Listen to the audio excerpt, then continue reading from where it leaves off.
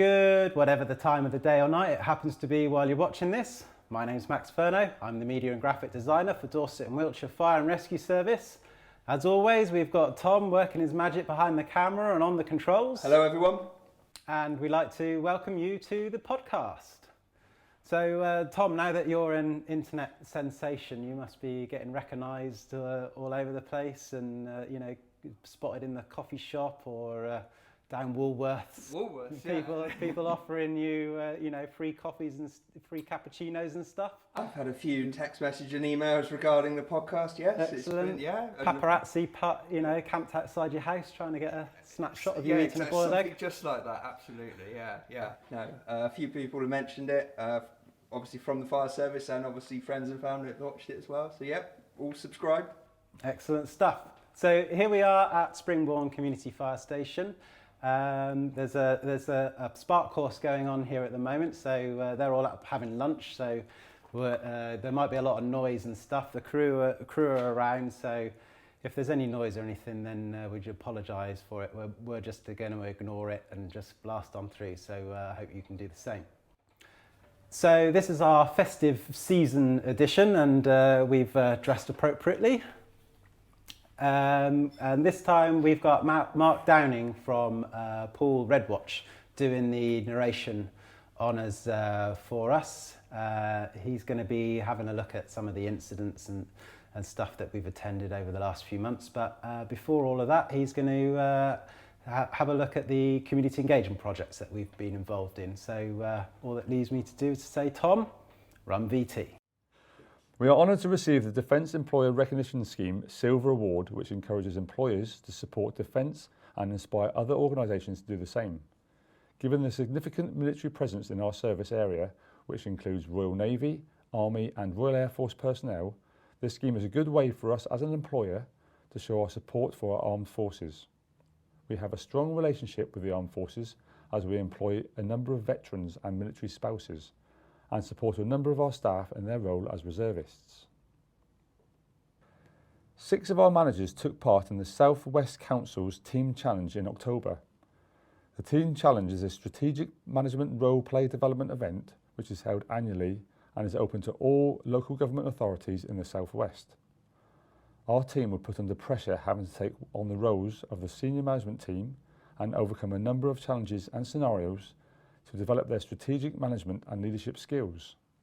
Out of the 20 teams that entered, Charlie Windybank, our management accountant, was nominated in the Best CEO category, and the team was nominated in the Best Sponsorship category, and then went on to win the award for Best Partnership Working. Well done to everyone in the team who did our service proud. We've also been involved in our communities to support safety messages, recruitment and youth programmes. Dressing up costumes are considered as toys and have a lower fire safety standard than clothing. Released in time for Halloween, our media team created a video warning of the potential fire risks associated with some children's fancy dress costumes. Filmed in the smokehouse at our Devisers Training Centre, fire behaviour instructor Simon Jupp explained what to look out for to ensure you know what you're purchasing, like making sure it's labelled as flame resistant and has a CE mark. Go to our website if you have any concerns and watch the video on our YouTube channel. A member of the public, Luke Ridley, received a Chief Fire Officer's Certificate of Commendation during our annual award ceremony last May for his quick thinking and bravery when confronted with a road traffic collision on the A303. He was able to break into the affected car and pull the occupant to safety, despite a fire blazing in the vehicle. Since then, he has also been awarded the Queen's Gallantry Medal and the Society for the Protection of Life from Fire Bronze Medal. Chief Fire Officer Ben Ansell invited Luke and his family to our headquarters to present him with his medals. RAF serviceman Ben Howarth has been recognised for his courageous actions in rescuing his unconscious neighbour from a fire in their home in Royal Wootton Bassett. Chief Fire Officer Ben Ansell presented him with a Chief Fire Officer's Certificate of Commendation, a bronze medal from the Society for the Protection of Life from Fire, and he was also awarded the Queen's Commendation for Bravery. We held our Remembrance Day ceremonies at fire stations and workplaces across the service. Chief Fire Officer Ben Ansell conducted the ceremony at our headquarters in Salisbury, while Fire Authority Chairman Rebecca Knox led the wreath laying.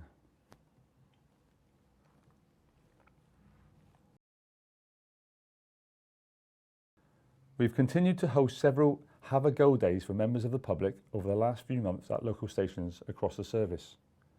Devizes Training Centre reopened its doors in September by inviting members of the press along to see what it takes to be an on-call firefighter. They had the chance to climb ladders, crawl through narrow spaces with breathing apparatus, and carry heavy tools up and down. This resulted in some fantastic coverage in local papers.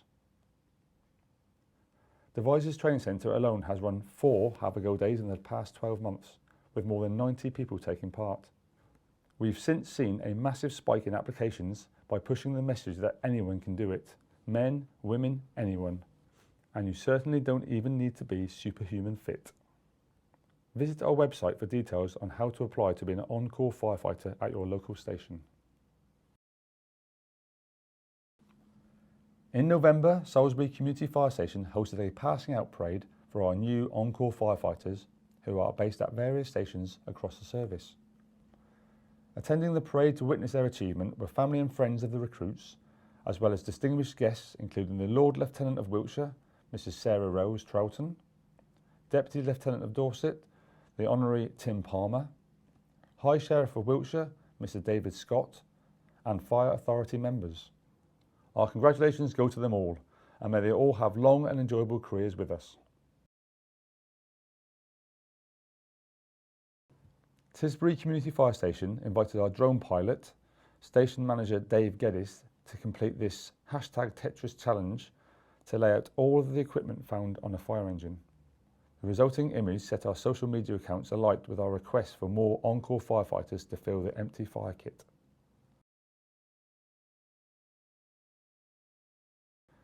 We continue to engage with young people through our popular youth programmes like Safe Drive, Stay Alive, Fire Cadets, Spark Plus, and for the first time an all-girls Spark course based at Weymouth Community Fire Station.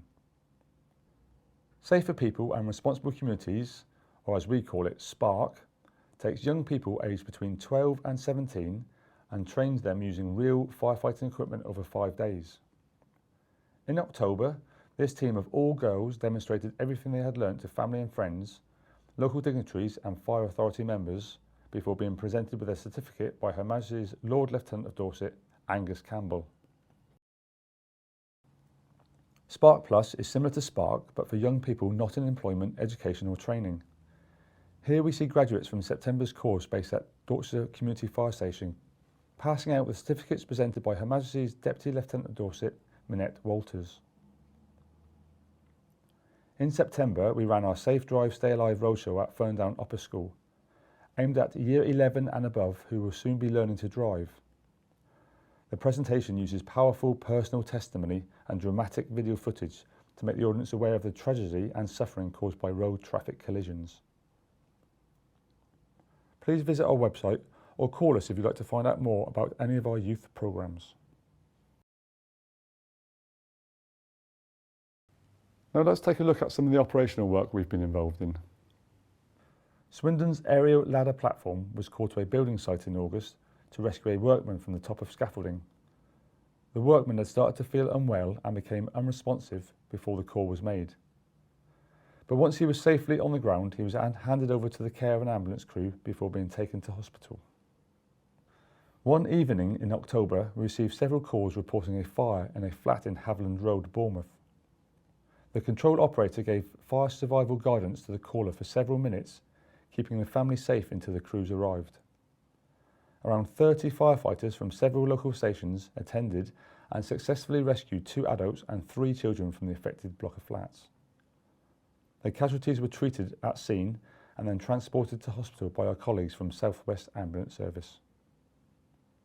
By preventing the fire spreading to nearby homes and businesses meant that businesses were able to trade as normal the next day and keep local residents safe in their homes. Crews from Christchurch and nearby fire stations tackled a huge fire in a derelict building on Salisbury Road in October. The blaze in the 2-storey detached property was believed to be started deliberately. Firefighters' progress was slowed by the difficult access due to the overgrown garden. But by working hard, we were able to stop the fire spreading to a nearby roof and paint store, and were also able to keep the road open to maintain access for the school along the main road. Including re-inspection, we were on site for several days before the incident could be closed, and required the assistance of our partners from the police, gas and electricity boards, and Bournemouth, Christchurch and Poole Building Control. So many thanks to Mark there for doing such an excellent job of the narration for us. He's actually sent us in a photo of Red Watch Poole watching the last podcast, which I'm sure Tom has got up on the screen for us now. They're such avid viewers that it's good to recognise that. And actually, if why not send us in a photo of you watching the podcast, and we'll maybe include it in the next one. But Mark's actually recorded a special message for Red Watch at Poole, so let's watch it now, shall we, Tom? I'd also like to take this opportunity to wish 3 members of my watch, Freddie Buswell, Mike Garrett and Brent Thorley, all the very best for their forthcoming retirement. They have a combined service of nearly 100 years within the fire service. So all the very best from all of the service, but especially myself and all those at Red Watch Poole. So hopefully the guys at Red Watch Poole enjoyed watching that. Moving on, Tom, what have you selected out of the trillions of emails that we've received this time? Well, we've received an email from a Pete Cole. Oh, name rings a bell? Yes, it does ring a bell, funny enough, yes. Yes, Pete says, hi Max and Tom, loved the last podcast, was smiling all the way through. Great episode, and then he sent a thumbs up emoji and a happy face. Thanks for that, Pete. And looks like you must have a decent Wi-Fi connection down in your basement there to still be able to receive the podcasts. What else have you got, Tom? Yes, regular emailer Harrison has written to say, hi Max and Tom, just watched the last podcast. It was so good, I loved it. Thank you for letting me come down and see you, and thank you for sending me the stickers. Excellent. That's good news. It was good to meet you, Harrison, last time, and your dad and your uncle at where were we? Wiltshire Fire Station, and it's good to meet someone so enthusiastic about the fire service.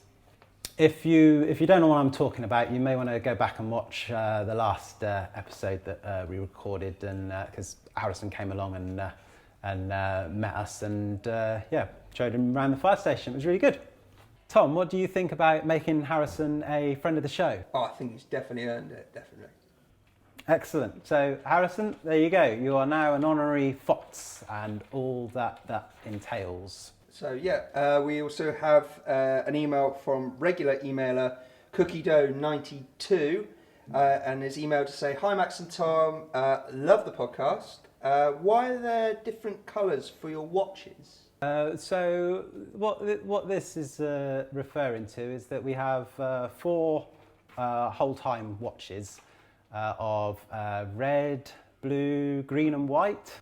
And it's just an easy way for them to know, what watch they're on and what shift pattern they're working. So for instance, it's green watch are on today, and they'll work during today, and then they'll work the same hours tomorrow, and then they'll go on 2 night shifts. So basically, they work 2 days, 2 nights, and then they get 4 days off. And then in between those times, you get the other watches coming in, so that the station is, is always crewed 24 hours a day. Tom, what's your favourite watch? I couldn't possibly say, Max. Very impartially answered there. I was on Brown Watch the other day. Yeah, I had quite a dodgy curry, so... Thank you very much. Moving on. Any more emails that you've received, Tom? Yes, Max, actually. Another of our friends of the show, Kingers99, has messaged to say, hi, Max and Tom. Love the podcast. For the name segment competition, may I suggest Max or Tom honour everyone's requests? Yes, so this was the part of the segment in the last podcast where we were trying to get people to send in a snappy name or an acronym for where we would do our level best to answer some of your questions or comply with your wishes. So what was it? What did he come up with? He came up with, King is 99 came up with Max, Tom, honour everyone's requests. What's mother? That's Mother. Mother's the acronym from that. So yeah, very very good. Did we receive any other nominations? We'll put that one in the bag. Is there any others that we've received? Let's get a bag. Okay, get a bag. Make a list. We need to get a bag. King is 99 did have another suggestion, but this is a family show. Gotcha. Point taken. Moving on. So that's all we've got time for, unfortunately. But actually, before we go, while we're here, we're going to be filming our Christmas carol. Well, mine and Tom's part for it. So hopefully, we're getting lots of members of staff to sing to camera, and Tom's going to edit it together in a funky way that everyone can get behind. We're filming our bit in a second, but hopefully by the time this is out, the edit will be ready and the URL will be on the screen here. I'm sure Tom has put in some cutaway shots of some of it anyway up on the screen now. So that's our Christmas message. So hopefully keep checking YouTube to see when it's available, or click on that little bell symbol and to subscribe to us, and then you'll automatically be notified when it's available, along with all of our other stuff that we do. So that's all we've got time for. If you want to get in contact with me, then you need to be able to spell my surname, and if you can do that, you can email me at max.furno@dwfire.org.uk. Tom, how can people get in contact with you? People can get in contact with me at thomas.dryden-kelsey@dwfire.org.uk. Don't forget to like, share and subscribe. There's loads of other stuff available on our YouTube channel at youtube.com/DWFire. This podcast is available in Apple Podcasts or wherever it is you go to get your podcasts. We're hosted by Podcast Garden. The show is expertly produced by Tom and presented by, and I use that word in its loosest possible terms, by me, Max Furno. Thank you so much for watching, and until next time, no, I don't have a catchphrase, but then I'm not a presenter, I'm a graphic designer. That's all for now. Tom, fade to black. Goodbye. Right, time for a boiled egg. Well done, Tom. 1, 2, 3, 4. All right. I think so, yeah. I got a little bit. Oh, right. I think I went quite quickly down that. Right.